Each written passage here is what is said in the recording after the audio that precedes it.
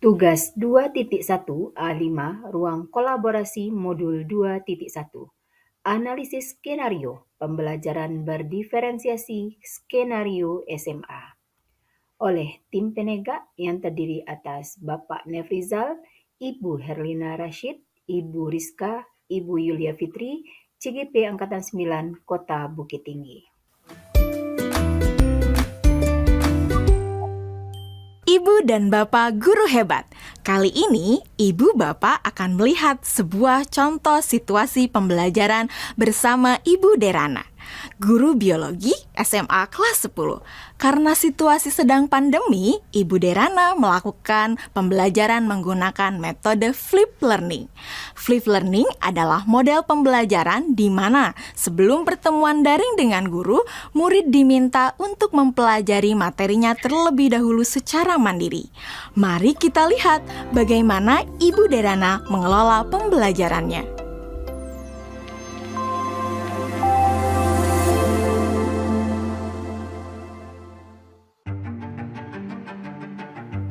Sebelum mengajar, beberapa hari sebelumnya, Ibu Derana tentu melakukan persiapan terlebih dahulu. Dalam tahap ini, Ibu Derana benar-benar memastikan bahwa ia memahami tujuan pembelajaran yang ia ingin murid-muridnya capai.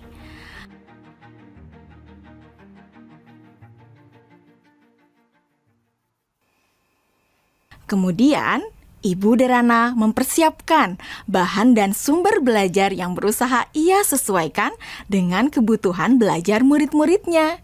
Ia menyiapkan beberapa buku, salinan artikel koran, video-video yang semuanya berkaitan dengan materi yang akan dipelajari murid-muridnya.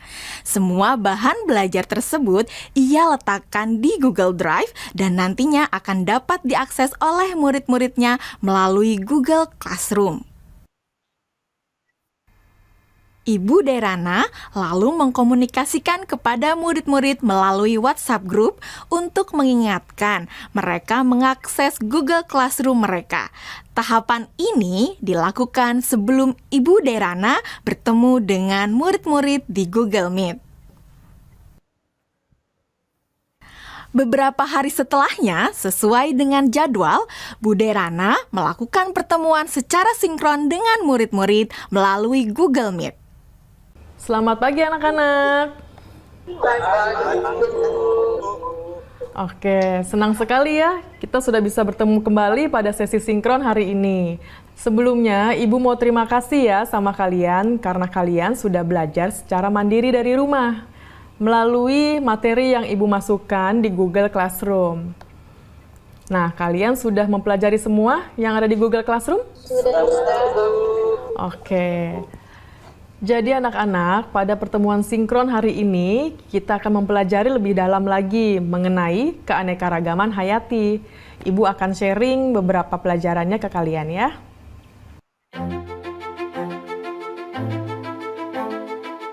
Nah, anak-anak, sekarang Ibu ada pertanyaan. Jawab pertanyaan dari Ibu ini ya. Tingkat keanekaragaman hayati mana yang paling penting dilindungi terlebih dahulu? Mengapa demikian? Keanekaragaman hayati karena ada sumber daya alam tersebut sudah dipastikan lebih terjamin, Bu. Kesehatannya juga fungsinya juga sumber daya alam hayati ini juga lebih sering digunakan dibandingkan dengan sumber daya alam non hayati karena lebih terjamin. Seperti itu, Bu, jawaban dari saya.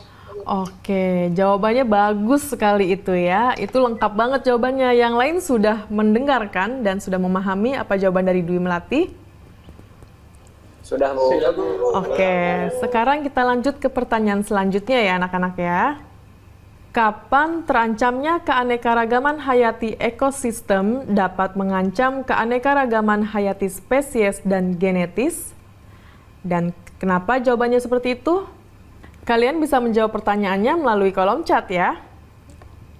Selama sesi sinkron, Ibu Derana memberikan pertanyaan-pertanyaan lainnya yang dapat memperkaya materi dan pemahaman murid akan konsep.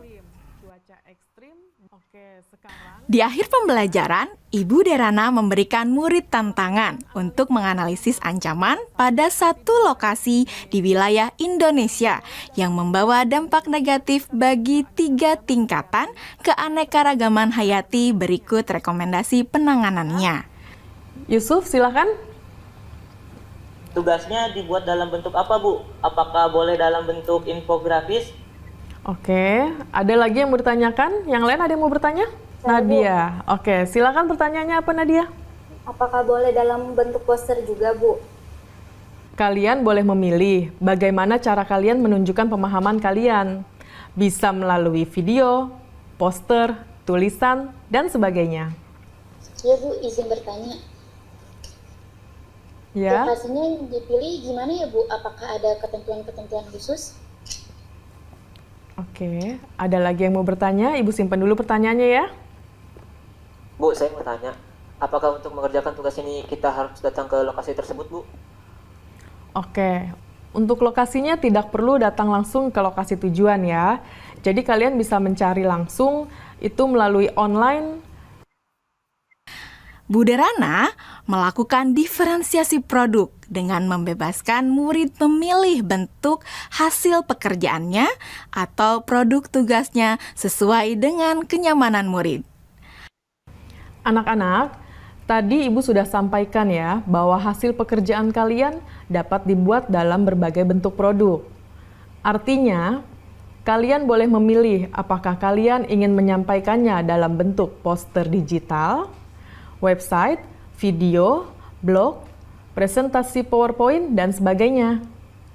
Nah, sekarang silahkan kalian sesuaikan dengan minat dan kenyamanan masing-masing.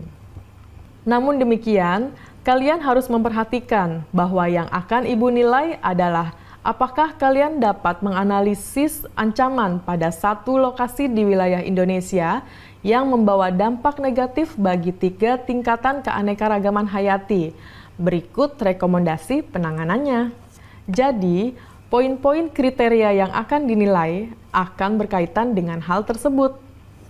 Nah, agar kalian bisa memahami dengan jelas tentang kriteria penilaiannya, mari kita diskusikan kriteria penilaian tersebut bersama-sama ya. Bagaimana?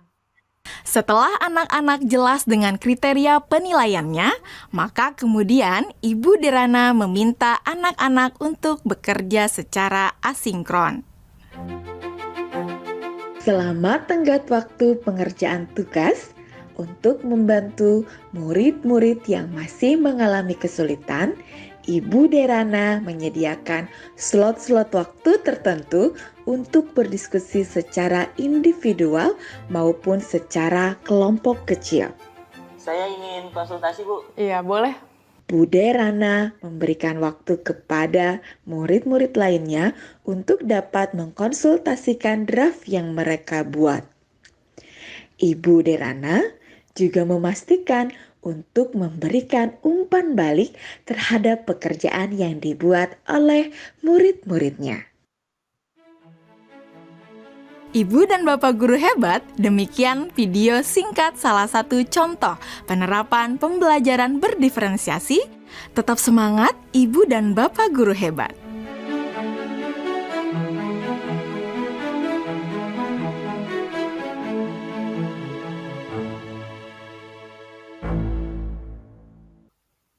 Soal pertama, dari skenario pembelajaran yang telah ditelaah, apakah kebutuhan belajar murid yang berusaha dipenuhi oleh guru tersebut? Bagaimana cara guru tersebut menentukan kebutuhan belajar muridnya? Kita jawab dulu pertanyaan yang pertama, yaitu apakah kebutuhan belajar murid yang berusaha dipenuhi oleh Ibu Derana? Jawabannya adalah kebutuhan belajar murid yang berusaha dipenuhi oleh Ibu Derana adalah kesiapan belajar murid, minat murid, kemudian profil belajar murid. Bagaimana cara guru tersebut menentukan kebutuhan belajar muridnya? Cara Bu Derana menentukan kebutuhan belajar muridnya adalah dengan menyiapkan modul ajar. Soal yang kedua, strategi pembelajaran berdiferensiasi apa yang digunakan? Jawabannya adalah strategi pembelajaran yang pertama, berdiferensiasi konten terlihat dari berbagai macam sumber belajar yang digunakan oleh Ibu Derana. Kemudian, berdiferensiasi proses terlihat dari kegiatan Bu Dharana dalam memberikan pemahaman kepada murid-muridnya, termasuk memfasilitasi murid yang belum memahami tentang tugasnya untuk berkonsultasi dengan Ibu Dharana. Yang ketiga, berdiferensiasi produk. Ini terlihat nyata dalam video di mana Ibu Dharana memberikan tugas untuk memahami tentang materi menggunakan tampilan yang disukai oleh muridnya. Soal ketiga, bagaimana Bu Dharana tersebut melakukan penilaian? Bu Dharana melakukan 2 asesmen untuk melakukan penilaian. Yang pertama adalah asesmen formatif, yang kedua adalah asesmen sumatif. Dalam asesmen formatif, Bu Dharana memberikan pertanyaan pemandu, kuis tertulis, refleksi, pertanyaan pemantik, soal diskusi, murid menjawab pertanyaan guru. Kemudian asesmen sumatif berupa penilaian produk yang dibuat oleh murid. Terima kasih atas perhatiannya.